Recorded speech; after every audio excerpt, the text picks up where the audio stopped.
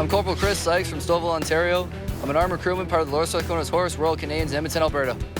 And I'm Corporal Bryden Klein from Kitchener, Ontario, and I'm an armored soldier with the Royal Canadian Dragoons posted to CFB Petawawa.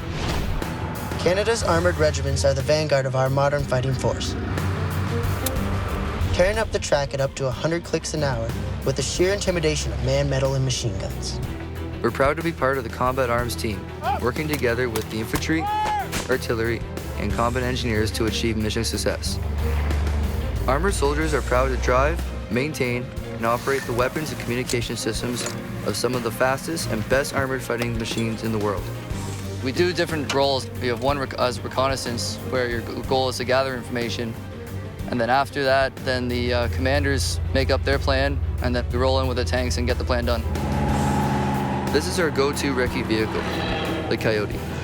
It's an 8x8, 15-ton armored vehicle that we use to gather all our information. We have cameras and night sights. We can see as far as you can see with your eye and far past that. Without armored reconnaissance, really, you're going to be walking an entire combat team in blindly. They're not going to know what they're coming up against. They're not going to know what's out there. They're not going to know which ways to go. When we can't get there with our vehicle, we take our surveillance equipment or even a set of binoculars, and we will walk into the bush as far as we have to get that information. And this is my ride, the Leopard tank. The recce crews find the bad guys, and we take care of the rest. My job is a tank gunner. I operate the turret, scan for anything that looks suspicious, and shoot targets if necessary. The tank is used to intimidate and also used for protection if the infantry need to hide behind the tank. And then there's also just the aggressive nature and the firepower capability that it has. Being able to take out targets 2 to 3 kilometers away, it's definitely an interesting experience. Whether you choose one of the 3 historic armored regiments of the regular force or the 16 reserve armored regiments across Canada, you'll learn from the best and you'll roll with the best. It's definitely an adrenaline rush, especially when you're overseas.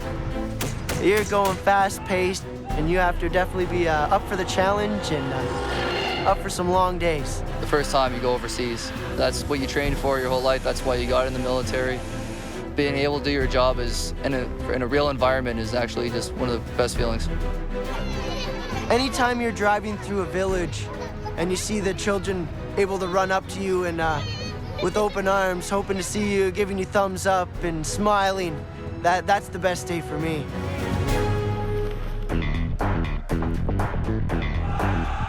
After basic training, armored soldiers head to Gagetown, New Brunswick in the Army's Combat Training Center. You'll work on advanced soldier skills and learn all the tools of an armored crewman's trade, both the reconnaissance and direct fire components of the job, and how they impact overall mission success. The skills you'll master include driving and maintaining the Leopards, Coyotes, and Labs, operating the communications gear and laser and radar detection gear, and of course, learning how to identify Canadian and foreign equipment, vehicles, and aircraft. And you'll learn how to load, fire, and maintain the guns and grenade launchers that are the deal clinchers of Canada's mobile arsenal. When you successfully complete your training at Gagetown, you'll be assigned to one of Canada's 3 historic armored regiments, the Lower Reconnaissance Horse Royal Canadians in Edmonton, the 12e Regiment Blindé de Canada in Valcartier, Quebec, or the Royal Canadian Dragoons based in Petawawa, Ontario. As soon as I got to the regiment, I was thrust into the mix, and that was the best way to get into it. You're obviously the new guy, and you know that, but you learn quick, and there's lots of people there that you make friends with and mentor you all along the way. They'll show you the ropes. You'll spend time as a driver, learning your machine inside and out.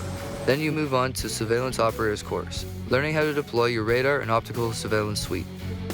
After that, you could move into the gunner's role and learn to master the amazing firepower the Armored Corps brings to the battle. Throughout your military career, you'll have the opportunity to upgrade and refine your skills, whether it's as a gunner, a communicator, a vehicle specialist, or even as a reconnaissance team lead. It's a fast-paced and hard job, but there's a lot of respect, and there's a lot of honor in it. And if you put everything you have into it, you'll get everything you want out of it.